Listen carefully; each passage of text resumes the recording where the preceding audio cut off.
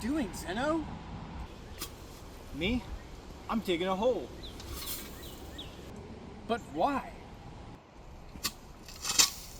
Because when I was younger, my papa told me that if you kept digging, you'd make it to China.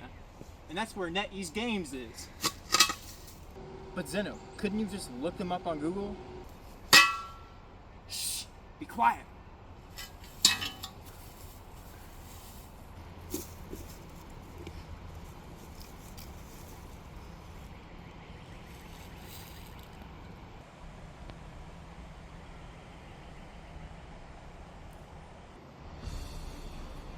Now, with this power, I can snap my fingers and make half of Overwatch's player base disappear from Blizzard servers forever.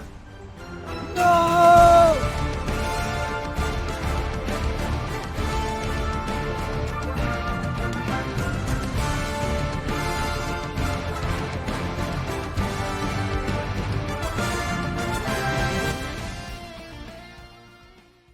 What up, it's your boy Xenocloud. So in late 2024, NetEase Games published one of the hottest games of the year, Jeff the Land Shark.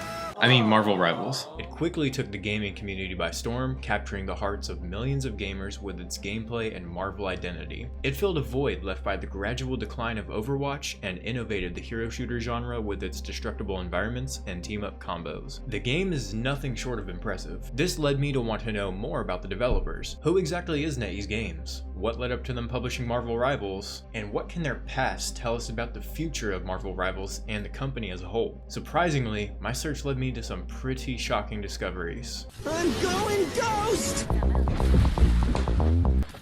What the dog doing? NetEase Inc. was founded in June 1997 by a young Chinese engineer/entrepreneur, Ding Lei, who would go on to create a billion-dollar empire. Initially, NetEase partnered with the Chinese government to offer one of the first widely accessible free email services in China. From here, it didn't take the company long to start developing a wide range of other online services such as e-commerce, a music library, and its first developer studio, NetEase Games. By 1999, the company was listed on the NASDAQ and was seeing some massive growth. And now they've grown into one of the most valuable companies by market capitalization in the world. But enough about the company itself, let's actually focus on just the developer division and their contributions to video games. The developer's first game was an MMORPG known as Fantasy Westward Journey. And let me tell you, for this being their first game, they absolutely killed it. Fantasy Westward Journey came out in 2001 and is one of the world's top grossing video games to this day. The reason you may not have heard of it is because it's not available on Steam or any other major gaming platforms that are available worldwide. It was only released in China. Instead, I had to navigate through these websites to get to the downloader. Thanks, Google Translator. I actually downloaded the game and tried to play it, but...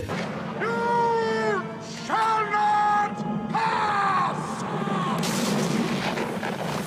Yeah, I could not find a way to play it in English and decided instead I'd watch someone else play on YouTube. You basically play as a monk who is traveling west in search of some scriptures. It's based on the novel Journey to the West, kinda like another game we know, but at least that game has a creative title. It has many similar gameplay features to other popular MMOs like WoW and RuneScape. I like this article from MMOgames.com. Unique mechanics. Despite being early stars of the MMORPG scene, both Westward Journey Online 2 and Fantasy Westward Journey introduced some unique and interesting mechanics. One is the ability to marry, have children, and then put them to work in your shops. You can also auction them off to the highest bidder if you're not the family type.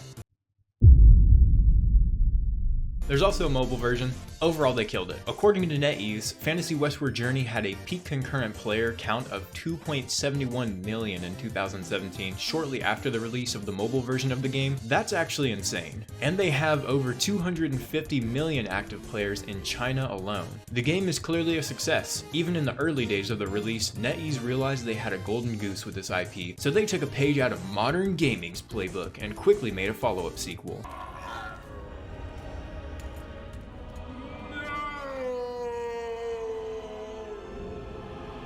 Less than a year later, NetEase would release Westward Journey Online 2, a game that would not go on to reach the same heights as its predecessor.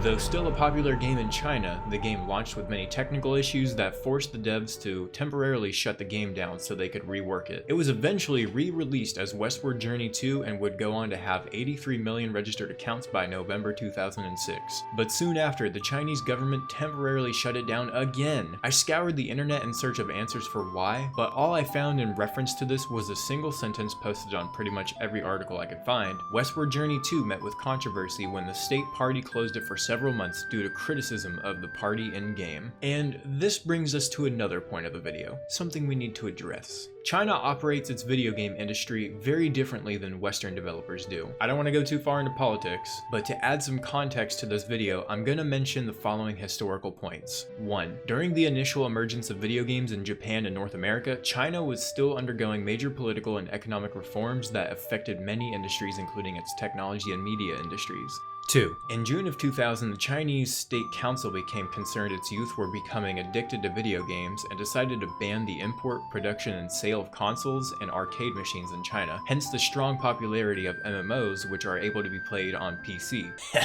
I guess those console gamers weren't touching enough grass, am I right? Eventually, the ban was lifted in 2015, but by then it was too late for consoles to find a foothold in the Chinese gaming industry due to the lack of resources, strict Chinese regulation, and established competition. 3. There are numerous laws in China that aim to regulate video games carefully. One such law bans any foreign investment or ownership in a Chinese company to prevent Western influence in its media. The law does allow foreign developers to bring their games to China, however, they have to be partnered with and operated by a Chinese company that is responsible for removing any restricted content.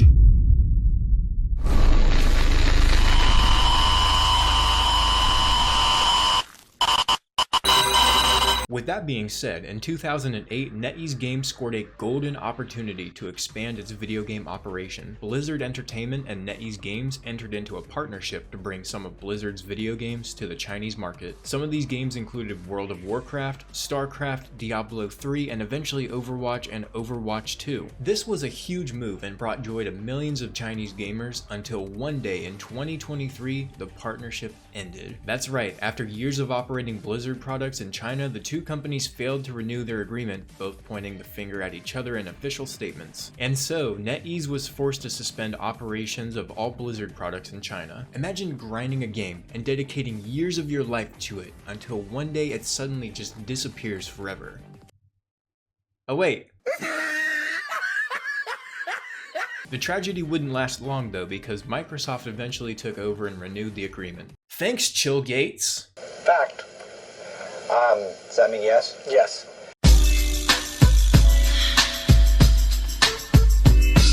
Chinese gamers would once again be able to play the games they loved. I found this series of events especially interesting since right now Marvel Rivals, a NetEase game, is capturing a lot of the attention of gamers that used to play Overwatch. Accusations of Marvel Rivals being an Overwatch clone didn't take long to surface, but these claims in my opinion are kinda silly. Many people used to point out that Paladins was an Overwatch clone, but a simple Google search shows that Paladins was actually released before Overwatch. That's kinda awkward. Marvel Rivals does plenty of things differently from Overwatch to ensure it's not a clone and has its own original ideas and style. I don't think we should be calling every single game that innovates on a genre a clone just because it might have a few similarities to a previously released game, unless it's a blatant copy.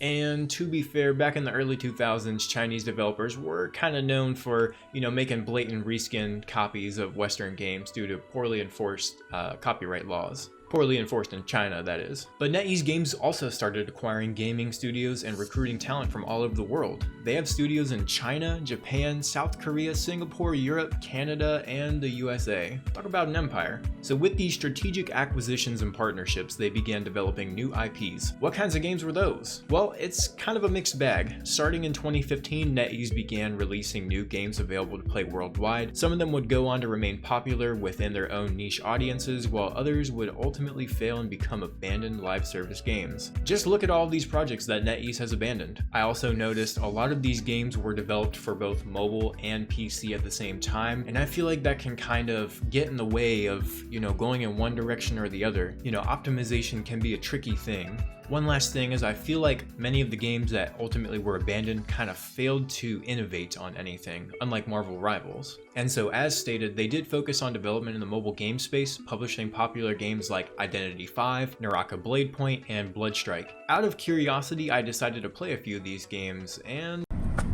It's alright, like... Marvel is one of the most recognizable and influential entertainment brands in the United States and perhaps the entire world. Millions of fans have enjoyed their comics, movies, and video games for decades, so it makes complete sense that Marvel Rivals would become a great success. But Marvel Rivals is not the first video game featuring Marvel characters. In fact, it's not even the first Marvel game that NetEase has made. So what led up to them publishing Marvel Rivals? Well, in 2015, NetEase began operating a comic division that would go on to publish over 2,000 comics. Meanwhile, Marvel was looking to expand their presence into Eastern Asia. The earliest dealings between Marvel and NetEase occurs in 2017 when the two global giants agreed for 12 Marvel comics to be published on the NetEase comic platform. The 12 comics introduced on the platform included several popular Marvel superheroes such as Captain America, Iron Man, and Spider-Man. The two also agreed to develop two brand new Chinese Marvel heroes that would go on to be serialized weekly. This was a risky move for Marvel because in China, regional comic developers and Japanese manga have been dominating the market for years. Furthermore, the Transformers brand introduced some comics into the market and they performed rather poorly, only being viewed 1.2 million times. It sounds like a lot, but you gotta remember there's over 1 billion people that live in China. But the risk paid off as the following year on May 9th,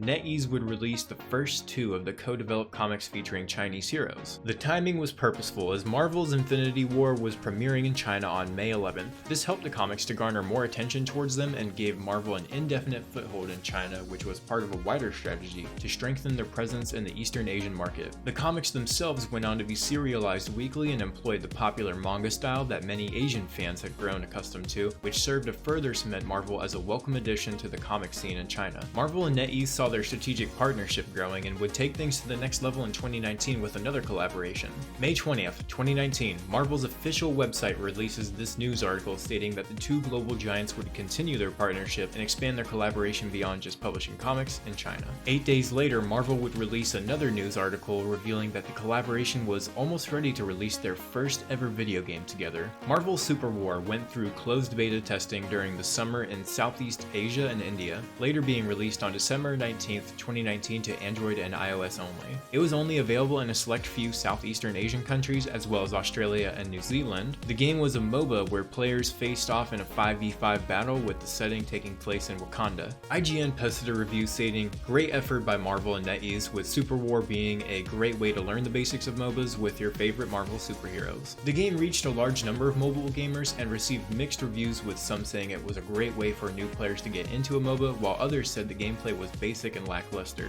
Some even went as far as to say it was just a copy and pasted MOBA mobile game. The game remained in operation for years before eventually being shut down on June 27, 2024.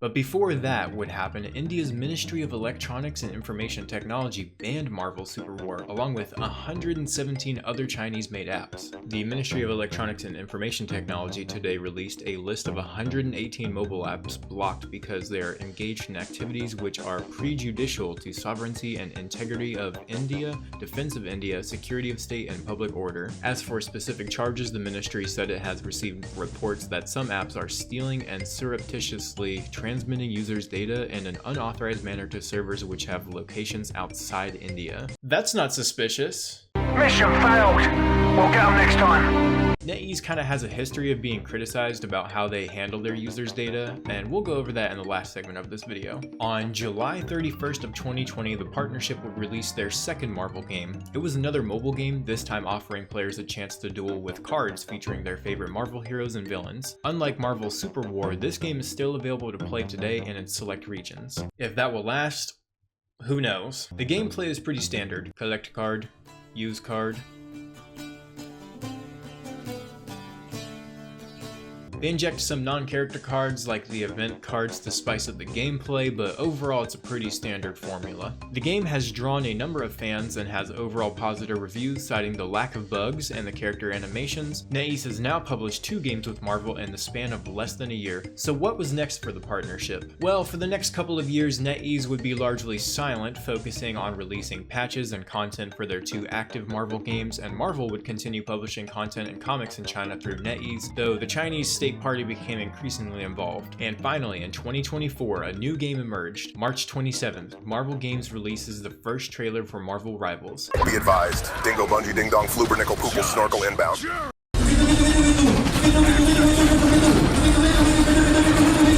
Within 2 weeks, it reaches 2.5 million views on YouTube alone. Then from May 10th to May 20th, Marvel Rivals goes through closed alpha testing. It goes pretty well, with creators leaving mostly positive feedback. But there's something wrong. Ugh, what is that smell?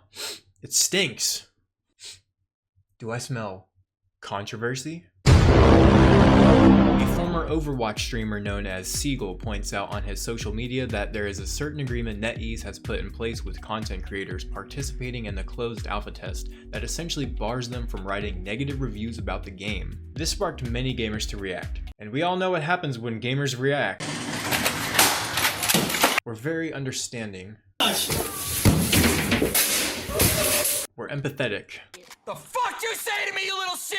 We give second chances. Needless to say, this was a pretty devious move from NetEase, and they ended up apologizing for it and revising their contract so that negative reviews could be written. I would say the damage was already done, but I mean, it's still killing it. The next phase in development was a follow-up closed beta test from July 23rd to August 5th. This time, no controversy. During development, NetEase Games was primarily responsible for gameplay and character design, while Marvel Games held more of a supervisory role, ensuring that NetEase would keep its heroes on brand. I couldn't find any rumors or reports of development troubles between the two, but then again, it's hard to find much information on this partnership in general. That being said, I think the game speaks for itself. December 6th, 2024. Marvel Rivals was released as a free-to-play 6v6 hero shooter featuring 33 playable characters, 8 maps, and 3 different game modes. The game was an instant success, with millions of gamers downloading and playing the game. Within days, Marvel Rivals would have a peak concurrent player count of 480,990 players on Steam alone, a record that has since been broken. The new all-time high occurred on January 11th with 644,269 players total. That brings it to the top 15 games of all-time peak concurrent players on Steam. Marvel and NetEase Games have released 3 games, with one of them being discontinued in 2024 and the other 2 still going strong. Marvel Rivals is getting seasonal updates and retaining a strong player base. So, coming back to the original question of this segment, what led up to them publishing Marvel Rivals? I believe Marvel Games made a strategic decision to allow NetEase to develop Marvel video games for 3 reasons. 1. Since NetEase Games is a Chinese company, they could publish video games in China and expand Marvel's global reach. If they used an American developer and wanted to publish the game in China, they would have to get a Chinese company involved by law, so this killed 2 birds with 1 stone. 2. NetEase has a lot of entertainment divisions already established, such as their comics division and video game developer division, so Marvel could utilize these different divisions and publish all kinds of Marvel media, not just video games. And 3. This reason is specific to the development of Marvel Rivals. NetEase had experience doing 2 things Marvel may have wanted to capitalize on. That was publishing mobile games and previous work with Blizzard on publishing their content. That's including Overwatch and Overwatch 2. This is evident in the fact that Marvel and NetEase published 2 Marvel mobile games and then spent years developing Marvel Rivals, a game that resembles Overwatch in many ways. And so, in my opinion, this partnership has been a great success and led to a game that millions of gamers are enjoying worldwide. Marvel Rivals has established itself in the mainstream gaming community and blew past Overwatch 2 in players, which has actually caused Blizzard to start trying to innovate on their game. It's amazing what a little competition can do, right, Blizzard? So what can the past tell us about the future of Marvel Rivals and the NetEase Games direction as a whole? Well, there's some good things. but there's also some red flags. Let's go over the good things first. The developers have been listening to their player base. This is an extremely refreshing thing to see. Let me give you two examples. The first was when NetEase was called out for their strict review guidelines, as we reviewed before. They not only apologized, but they also admitted they were wrong to do that and revised their guidelines. Now, whether this was NetEase Games acting alone or Marvel Games stepping in, we don't really know, but it was still good to see them listen to fair critiques. The second was when they announced a mid-season rank reset and the community instantly rejected it. Instead of going through with this action, the developers listened to the fans and announced they were no longer going to do the reset. Another good thing is that Marvel Rivals has so much potential. There's an insane amount of lore and characters to draw from in the Marvel universe, and we've already seen NetEase announce and release new heroes. They've clearly been working hard to release new content for the game and keep the fans engaged. In my video about Marvel Rivals, where I asked the question whether it was an Overwatch killer or not, I mentioned that the game lacked a good map selection, but since then they have released new maps and modes, making my #1 critique outdated, and I love to see it. And finally, Marvel Rivals has innovated on the hero shooter genre and maintained an impressive community. The game had a successful launch, and players quickly noticed the destructible environments and team-up combinations, a novel concept that distinguished it from other hero shooters. This innovation and execution of the Marvel brand led to many happy fans, including fans of Overwatch that were looking for something new. Now, before I had mentioned that Marvel Super War, a game NetEase had previously released, was actually shut down, so some might think, oh well, will Marvel Rivals get shut down? I doubt it, as the player base is really strong for Marvel Rivals, and the game was released globally, not just in China. I actually think in some ways Marvel Super War was NetEase testing the waters and experimenting with Marvel characters and how they could balance a Marvel game. I mean, MOBAs have a lot of similarities to hero shooters, so why not take that first step? Okay, so it won't be shut down, but there's some other issues with the game. One of them is censorship. With Marvel Rivals being made by NetEase, they have to follow China's laws and regulations, which include restricting certain phrases and ideas being communicated between users. Asmongold did a video where he tried typing multiple phrases into the Marvel Rivals chat, such as Winnie the Pooh and Free Taiwan, and these were considered restricted. Alright, well, Marvel Rivals is, it's a very interesting game that has no censorship at all. While this may not directly harm anyone, it is pretty interesting to witness large-scale Chinese censorship in a video game that's available worldwide. And though it might not be the primary goal, in some ways it is spreading Chinese censorship through an entertainment channel. But I do want to point out that censorship in video games is nothing new. Looking at you, Overwatch. Remember a couple of years ago when Blizzard banned a Chinese player for typing Winnie the Pooh? Yeah, let's be honest, it was all about the profit. If they allowed for that to continue, they likely wouldn't have been able to continue their partnership with NetEase, leading to a loss of profits from that market. Great job, Blizzard! Another interesting issue I came across was malware. Earlier in the video, I talked about India banning 118 Chinese apps from their use in India as they were concerned about reports of user data being exported onto Chinese servers. Well, I came across multiple reports of users playing Marvel Rivals stating that malware had been installed onto their PCs. One such user reported a file called spyware.passwordstealer.python.v. Though other users on Steam quickly pointed out this was likely just a false positive, still I wanted to see if there were any real threats and ended up going down a whole rabbit hole of cybersecurity in video games and geopolitical factors that I will not get into. Overall, what I found was this. Marvel Rivals is not the only NetEase game that has user reports of malware being installed on PCs. However, many of these reports also turned out to be false positives or people mistaking anti-cheat software for trying to disable their security systems, which is a common misconception in gaming in the first place. Most of the user reports for Marvel Rivals turned out to either be a false positive or them mistaking the anti-cheat for malware. Now, there is a legitimate security concern with something called remote code execution, pointed out by YouTuber Shalza. I left a link to his video in the description, and I would highly recommend checking it out, especially if you're concerned about security threats posed by the game. Though I do want to make it clear that in my own research, I did not find sufficient evidence to suggest that Marvel Rivals has malware installed in the files. But I'm also not a cybersecurity expert, so do your own research if you're concerned, please. To further point out, Marvel Games is also responsible for the release and management of Marvel Rivals, and their reputation would also be permanently damaged if this game was installing malicious software onto people's PCs. Finally, we're going to talk about NetEase itself. NetEase is a huge company, and NetEase Games has already announced other video games to be released worldwide even as early as this year. I think with all of the strategic moves NetEase has made, that being acquiring other game studios, entering into partnerships with successful companies like Marvel Games and Blizzard Entertainment, and recruiting talent in the gaming industry all suggests on paper that NetEase has a bright future in the gaming industry. But there's one last thing I want to talk about, and that is the money laundering situation. In November of 2024, there were multiple reports from both American news outlets and Chinese outlets suggesting that 9 employees had been fired from NetEase on corruption and money laundering charges, potentially valued at over 2 billion yuan. Did I say that shit right? Yuan, let's go, I got it right, yes sir! Just, what do you want, a fucking medal? For reference, that's approximately between 140 to 279 million USD. The scheme involves NetEase Games general manager in charge of marketing and former head of NetEase esports division, Zhang Lang. Bro, did I say that right?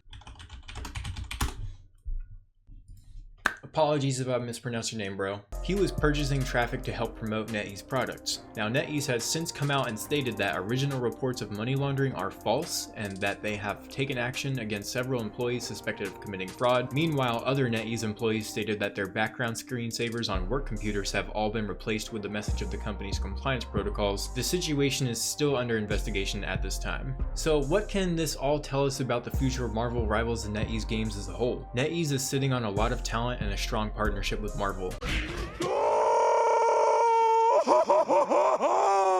If they use this talent right, keep listening to their fans, and release more Marvel characters that the fans want, I believe Marvel Rivals will reign supreme over the hero shooter genre for years, perhaps even a decade, as Overwatch almost did. NetEase has released a lot of games over the years, and some of them have ended up 6 feet under. They also seem to focus on mobile games, but often release the mobile games on PC as well. It's good to diversify, but when you're making a game and trying to optimize it for PC and mobile, those are just 2 very different gaming platforms, and I don't think they should do it for every game. When I tried to play some of their other games, they all had similarities to games I'd already played before. In some cases, they even felt like straight up copies. Bloodstrike and Warzone. I think NetEase is in a great position right now to increase their worldwide standing with gamers if they can try innovating more genres like they did with Marvel Rivals. With all of that being said, NetEase seems to have a bright future ahead of them, and I am excited to see what's next for Marvel Rivals and the company as a whole. I hope you enjoyed this video and had a couple of goofs, a couple of laughs. If you're curious about any of the information I presented in this video, I do have links to the sources I used in the description below. It was genuinely pretty difficult researching NetEase Games with them being a Chinese company. American news outlets didn't really pay a whole lot of attention to them until they released Marvel Rivals. Some of my research led to dead ends where not even 20 pages into Google search could I find additional information. One such example was when I tried researching the battle between the CCP and NetEase over Westward Journey 2. It was like every website just copied and pasted the same paragraph. Anyways, let me know down in the comments what you think of Marvel Rivals and NetEase Games. Do you think they have a bright future ahead of them? Have you been enjoying Marvel Rivals? Are you excited for any upcoming games they've been working on? I'll be keeping a close eye on them as time goes on. For more content like this, definitely subscribe and let me know what you want to see next. My name is Xenocloud, and I'll see you in the next one. Peace.